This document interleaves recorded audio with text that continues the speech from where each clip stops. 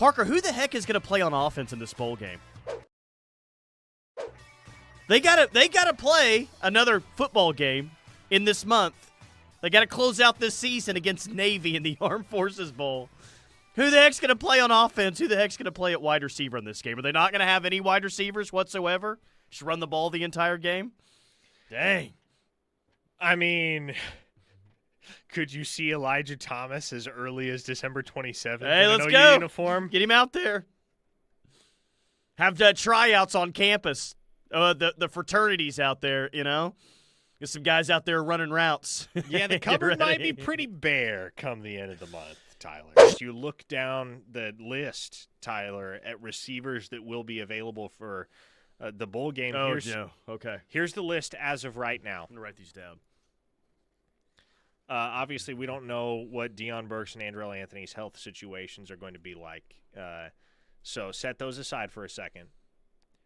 Your scholarship wide receivers that will be available for the bowl game are Brennan Thompson, Ivan Carrion, Zion Kearney, Zion Reagans, KJ Daniels, as it stands right now.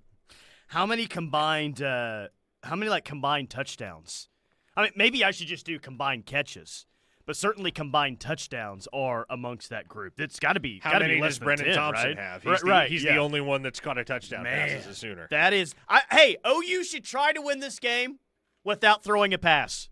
Beat Navy being Navy, huh? Isn't that what we always say? Beat Navy being Navy. Don't throw the ball one time and try to win. To borrow a word picture, if you will, from the late, great Howard Schnellenberger, books will be written,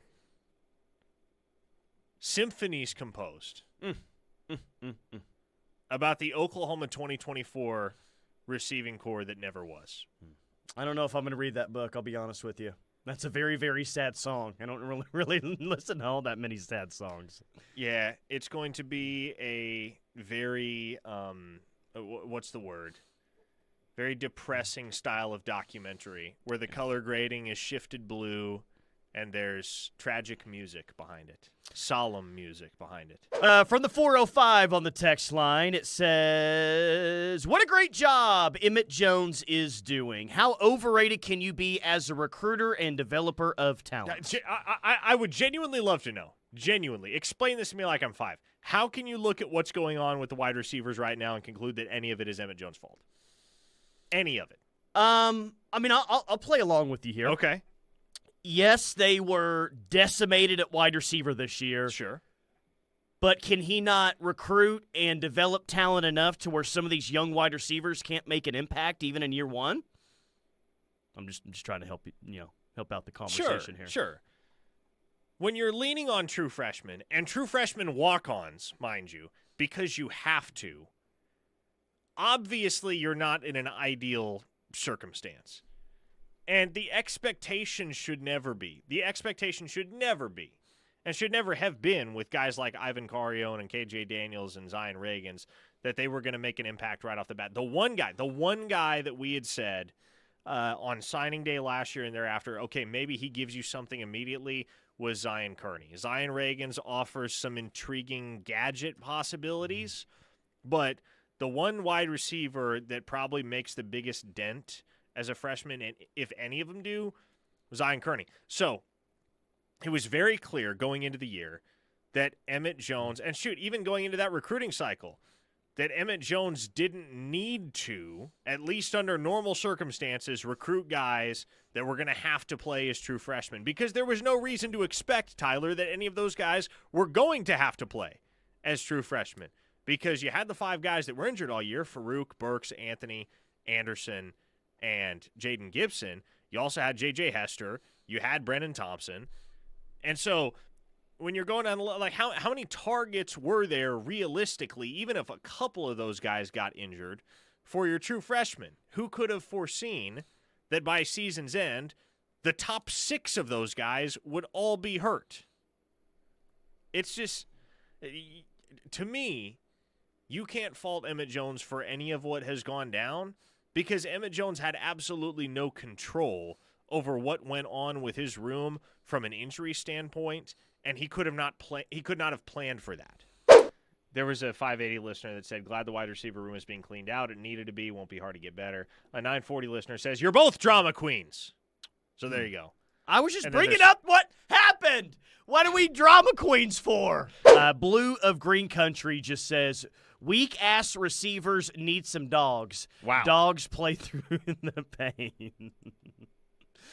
So a guy in Jalil Farouk that a lot of people dogged for the past 12 months enters into the portal, and we got a lot of upset people today on the text line. So, yeah, a lot happening today. Jalil Farouk, J.J. Hester in the portal. Gosh, thank you to this listener in Kansas. One Parker Thune once said, if J.J. Hester plays meaningful football for Oklahoma in 2024, something has gone terribly wrong. Well, it went terribly wrong. Why'd you say that? Blame Parker. Again, when you're down to wide receiver 8 on the depth chart, something has gone terribly wrong. And it does not mean it falls on the coaches because they're not coaching well enough. No, blame Parker Thune for the 6-6 season is what I'm hearing. I apparently spoke it into existence. I got to admit, though, this morning when we saw the former 5-star in the portal, I said, whoa, that got a reaction from me. Williams Nwaneri in the portal. What was your immediate reaction to that one? That's been big news today. My immediate reaction was, wow. Maybe now Missouri fans will see what this was all about initially. I don't know, Tyler. You think maybe they're a little bit more willing to believe the things that I had said at the outset when Williams Nwaneri committed to Missouri in August of 2023? Maybe. I just really enjoyed everybody retweeting and putting out the video of Drink in the Crocs and cargo shorts today, jumping in the arms of another man there. The fact that was going around so much today, being made fun of, I was like, that makes my day. All that for 38 snaps and a portal entry. Yeah. By the way, LSU had a tight end hit the portal. I did not know who he was until the trip to Baton Rouge. I'm like, wait a minute. They got a player named Pimpton on their roster? Seriously?